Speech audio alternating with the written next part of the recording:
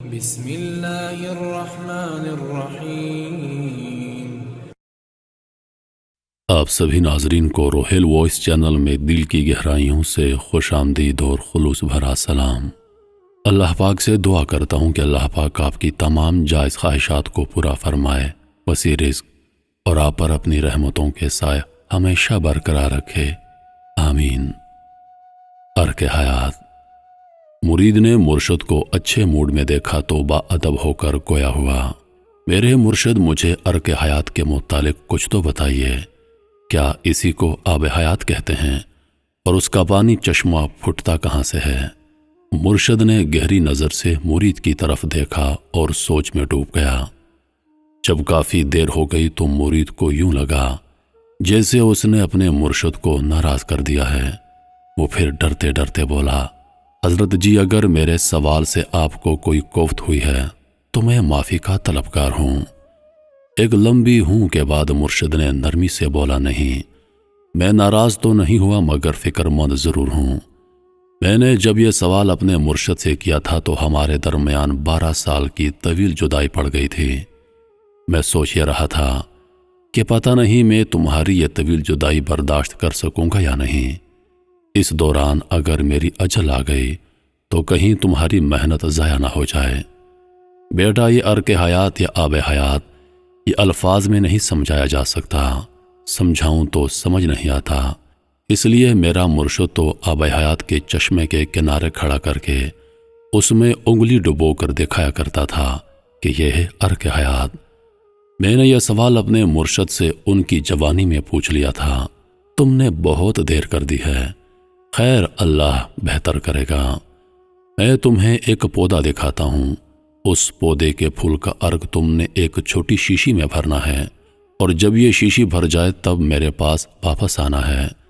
یہ ارک ہی ہماری آنکھوں میں ارک حیات کو دیکھنے کی صلاحیت پیدا کرے گا۔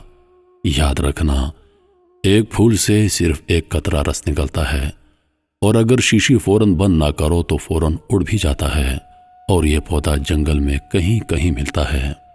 اس کے بعد مرشد نے ایک درمیانے سائز کی شیشی اپنے مرید کو پکڑائی اور اسے ڈھیر ساری دعاؤں کے ساتھ رخصت کر دیا۔ مرید بہت پرجوش تھا، آب حیات کا معمہ بس حل ہونے کو تھا اور اسے آب حیات کو دیکھنے اور چھونے کا موقع ملے گا، مگر ایک تو اس پودے کو ڈھونڈنا بہت مشکل تھا، تو ایک پودے کے ساتھ ایک پھول اور ایک پھول میں ایک قطرہ۔ الغرض اسے 12 سال لگ گئے بوتل بھرنے میں۔ جس دن اس کی بوتل بھری وہ اس کے لیے ایک نئی زندگی کی نوی تھا۔ ایک طرف وہ پھولے نہیں سما رہا تھا تو دوسری طرف اسے بار بار یہ خیال ستا رہا تھا کہ اگر اس دوران مرشد اللہ کو پیارے ہو گئے تو اس کی محنت ضائع چلی جائے گی، کیونکہ آب حیات چشمہ تو صرف مرشد کو ہی پتا تھا۔ وہ خیالات میں غلطاؤں پیچاں کبھی چلتا تو کبھی دوڑتا، اپنے مرشد کے ٹھکانے کی طرف رواں دواں تھا۔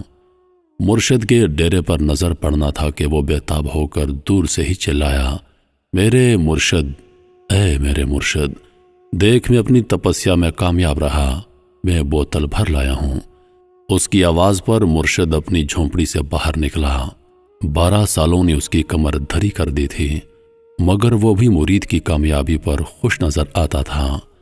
اپنے مرشد پر نظر پڑنا تھی کہ مرید بے اختیار دوڑ پڑا اور یہیں بے احتیاطی اسے مہنگی پڑ گئی۔ ٹیڑے میڑے رستے پر قدم کا سٹکنا تھا کہ مرید لڑکھڑایا اور ارگ سے بھری شیشی اس کے ہاتھ سے چھوٹ کر ٹھا سے پتھر پر لگی اور چورا چورا ہو گئی۔ ارگ کے کچھ چھینٹے مرشد کے پاؤں پر پڑے، باقی کو جھٹ زمین نکل گئی۔ بے اختیار مرید کی چیخ نکل گئی، میرے مرشد میں لٹ گیا، میں برباد ہو گیا، میری محنت ضائع ہو گئی، میرے 12 سال کی مشقت مٹی بن گئی، میرے مرشد میں تباہ ہو گیا۔ مرشد اپنے مرید کو چھوڑ کر اندر گیا اور ایک چھوٹی سی شیشی لایا جس میں اس نے روتے سسکتے مرید کے آنسو بھرنا شروع کر دیے اور وہ شیشی بھر لی۔ اب مرید رو رہا تھا تو مرشد ہنس رہا تھا، میرے مرشد، میری زندگی برباد ہو گئی اور آپ مسکرا رہے ہیں۔ مرید نے تعجب سے پوچھا۔ مرشد اسے اندر لے گیا اور بکری کے دودھ کا پیالہ پینے کو دیا۔ پھر اس نے اس چھوٹی شیشی کو کھولا جس میں مرید کے آنسو بھرے تھے۔ اور اپنی انگلی کو ان سے گیلا کر کے کہا، یہ ہے ارک حیات یا آب حیات یا مقصد حیات، اور پھر آنسوں میں ڈبڈباتی اس کی آنکھوں کو چھو کر کہا، یہ ہیں آب حیات کے چشمے۔ یاد رکھو، اللہ نے انسان کو ان آنسوؤں کے لیے پیدا کیا ہے، انہی میں زندگی چھپی ہوئی ہے۔ کچھ اس کی محبت میں زار و قطار ہوتے ہیں جیسے انبیاء، اور کچھ اپنے عملوں کے بھرے مٹکے جب اپنی ذرا سی غلطی سے گراتے اور انہیں ٹوٹتے اور اپنی محنتیں ضائع ہوتے دیکھتے ہیں تو تیری طرح بلبلاتے ہیں۔ جس طرح پانی نکلنے اور نکالنے کے مختلف طریقے ہیں، اسی طرح انسانوں میں بھی ان کی تباہی کے تحت ان آنسوؤں کا سامان کیا گیا ہے۔ یاد رکھو، آسمان پر بھرنے والے بہت سارے ہیں مگر شیشی کسی کی نہیں ٹوٹتی۔ آسمان والوں کے مٹکے ہر دم بھرے رہتے ہیں، وہاں مٹکے ٹوٹنے کے اسباب نہیں رکھے گئے۔ ان کے رونے میں تسبیح ہے، پچھتاوا نہیں ہے۔ ہمیں اسی مقصد سے بنایا گیا ہے۔ پھر اس دنیا کے ٹیڑے میڑے رستوں پر ہاتھ میں تقوی کی بوتل دے کر دوڑایا جاتا ہے، اور جب ذرا سی بے احتیاطی سے تقوی کی وہ سالوں کی محنت کسی گناہ میں ڈوب جاتی ہے اور ہم پچھتاتے ہیں اور زار و قطار ہوتے ہیں، تو اللہ فرشتوں کو اسی طرح ہمارے آنسو سمیٹنے پر لگا دیتا ہے جس طرح آج میں نے تیرے آنسو شیشی میں جمع کیے ہیں۔ یہ وہ پانی ہے جس سے جہنم کی آگ بھی ڈرتی ہے۔ اللہ کے رسول نے حشر کا نقشہ کھینچا ہے کہ جہنم کی آگ فرشتوں کے قابو میں نہیں آ رہی ہوگی، اور میدان حشر میں باغیوں کی طرف پھنکارے مارتی ہوئی لپکے گی۔ فرشتے اپنی بے بسی کا اظہار کریں گے تو اللہ پاک جبریل امین علیہ السلام سے فرمائیں گے، وہ پانی لاؤ، اور پھر جبریل اس پانی کے چھینٹے مارتے جائیں گے اور آگ پیچھے سمٹتی جائے گی یہاں تک کہ اپنی حد میں چلی جائے گی۔ صحابہ نے پوچھا، اے اللہ کے رسول، وہ کون سا پانی ہوگا؟ آپ نے فرمایا، اللہ کے شوق میں اللہ کے خوف سے رونے والے آنسو ہوں گے جو اللہ نے آگ پر حرام کر رکھے ہیں۔ یہی وہ رونا ہے جو امیر خسرو روتے ہیں، بہت ہی کٹھن ڈگر پنگھٹ کی، کیسے پھر لاؤں میں جھٹپٹ مٹکی۔ یہی وہ آب حیات ہے جس کی بشارت انسان کو دی گئی ہے کہ اس کے چشمے اس کی اپنی ذات کے اندر ہیں۔ اے تن تیرا رب سچے دا حجرا، پا اندر ول چھاتی ہو، نہ کر منت خواجہ خضر دی، تیرے اندر آب حیاتی ہو۔ اسی کی طرف میاں محمد بخش صاحب اشارہ کرتے ہیں، سبسیاں رل پانی چلیاتے کوئی کوئی مڑسی بھر کے، جنا بھریا بھر سرتے دھریا قدم رکھن جرجر کے۔ یعنی تمام روحیں اصل میں ان سہیلیوں کی طرح ہیں جو کنویں سے آب حیات بھرنے جاتی ہیں مگر ان میں سے کوئی کوئی بھر کے واپس آئے گی۔ بہت ساریوں کے گھڑے رستے میں ٹوٹ جاتے ہیں، لیکن جو بھر کر سر پر رکھ لیتی ہے ان کے قدم رکھنے کا انداز بتاتا ہے کہ ان کا گھڑا بھرا ہوا ہے، وہ بہت ٹھہر ٹھہر کر قدم رکھتی ہیں۔ یہ مضمون اللہ پاک نے سورۃ الفرقان میں اپنے بندوں کی تعریف کرتے ہوئے بیان کیا ہے۔ رحمان کے بندے زمین پر بہت تھم تھم کر قدم رکھتے ہیں، یعنی پروکار چال چلتے ہیں۔ ان کی چال بتاتی ہے کہ گھڑا بھرا ہوا ہے۔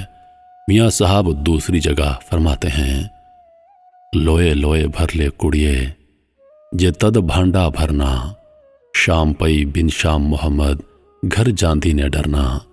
یہ بھرے گھڑے توڑنے والوں کا ذکر اللہ پاک نے قرآن حکیم میں بیان فرمایا ہے۔ اے ایمان والو، تمہارے ازواج اور اولاد میں سے بعض تمہارے دشمن ہیں، ان سے خبردار رہو۔